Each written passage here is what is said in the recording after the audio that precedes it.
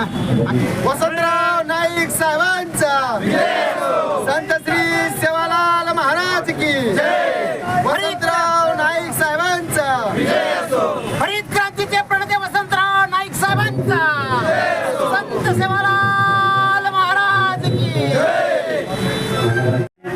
आज वसंतराव नाईक साहेबांच्या जयंती निमित्ताने आपण सर्वांना नाईक साहेबांच्या जयंतीच्या खूप खूप शुभेच्छा.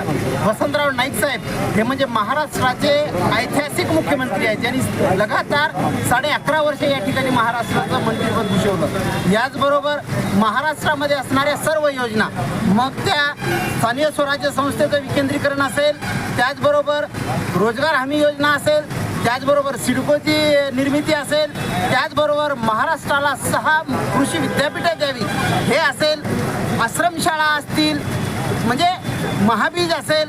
नाईक साहेबांनी त्या काळी महाराष्ट्राला जे जे दिलं ते आजपर्यंत जिवंत आहे. अनेक योजना आल्या आणि गेल्या, पण त्या काळी हरित क्रांतीचे प्रणेते वसंतराव नाईक साहेब यांनी ज्या योजना आणल्या त्या योजना आजपर्यंत जिवंत आहेत आणि जोपर्यंत आपला देश असेल तोपर्यंत ते काळासाठी गरजेचे ठरणार आहेत. माहितीस्तव या ठिकाणी सांगू इच्छितो, त्यावेळेस 72चा भीषण असा दुष्काळ होता. या दुष्काळामध्ये देशामध्ये प्रत्येक राज्यामध्ये अन्नधान्य बाहेरच्या देशातून मागवावे लागत होते, पण आपल्या महाराष्ट्राच्या या महानायक मुख्यमंत्र्यांनी त्यावेळेस जाहीर सांगितलं की माझ्या राज्याला मी जर अन्नधान्यामध्ये स्वावलंबी करू शकलो नाही तर मी या ठिकाणी मुख्यमंत्री राहणार नाही. एवढंच काय, जर बाहेरून मागायची वेळ आली तर या ठिकाणी शनिवार वाड्यामध्ये मला फाशी द्या.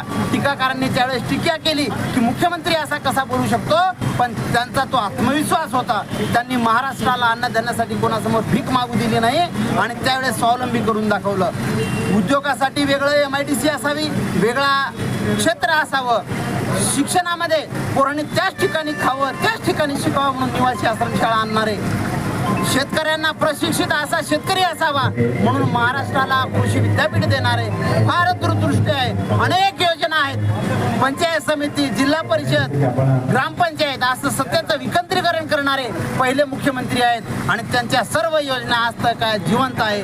असं महाराष्ट्राला सुजलाम सुफलाम करणारे, आरोग्यासाठी काम करणारे, शिक्षणासाठी काम करणारे, कृषी क्षेत्रासाठी काम करणारे, उद्योगासाठी काम करणारे, चौफेर काम करणारे आज मुख्यमंत्र्याला आपण सर्वजण आज आदरांजली या ठिकाणी देऊया, त्यांचं स्मरण करूया आणि सर्व समाज बांधवांना हार्दिक शुभेच्छा देऊया. धन्यवाद.